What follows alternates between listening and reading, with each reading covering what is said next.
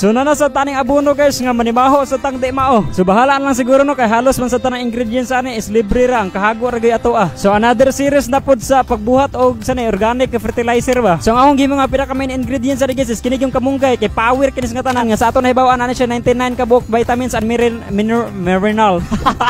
Daon sarap rin. Sa kamunggay is nana niya tanan ang NPK ang macronutrients nga kinahanglan sa ato mga pananom para motubo ang nitrogen, phosphorus ug potassium. O apil na po ang calcium ug ang magnesium. O ano pa ang hinahanap mo? So akong gibuhatan ni guys sa ko siya gibutang nga daano kana bisan unsa nga kanang malata. So daghan kog bunga sa siko nga perti ng gulanga ding apil pa tong mga reject sa pipino ding panit sa nangka ding napatoy batong ding daghan kito guys. And ako ding gibutang og isa ka balde nga tais manok o kanang itis sa manok ba. Then pagkahuman is ako siya gibutang og 600 grams nga asin. Kay Epsom salt is mas maayo pero ako wala mo ko ana. So rock salt ra ordinary ra gud nga asin kana pantimpla nato ba. Then ayan na din ako gibutang og tubig. So kana nga technique is maayo na siya nga punon daan og mga organic matter then ahay butang og tubig kay para mas isog gud kayo or mas ispiso gud ang imong abono ba. Do kay kumpara to maguna ka sa tubig is gamay lang gid kayo ang mabutang nimo nga bisan unsang malata kay naglabi naman ang tubig ato. Di pagkaman ana simuro din pasagdan og isa ka semana nya nakamaayo pa gid ani guys nga magkadugay siya is magkaisog siya ang iyang resulta ba. So nahitabo lang na ako guys is maato gid siya kay wala mo kulaing barrel niya, wala pud kulaing organic nga mga abono nga nahimo. So mo nang kada semana is makuan gid siya. So ang ratio sa application ako sa papangabono guys is 2 ka 1.5 sa isa ka balde. So 1:10 ang tanan siya pero kung mao lagi kung duga na kay mong abono nga nahimo ba. Ya one thing I consider na to sa organic is dili instant ang resulta.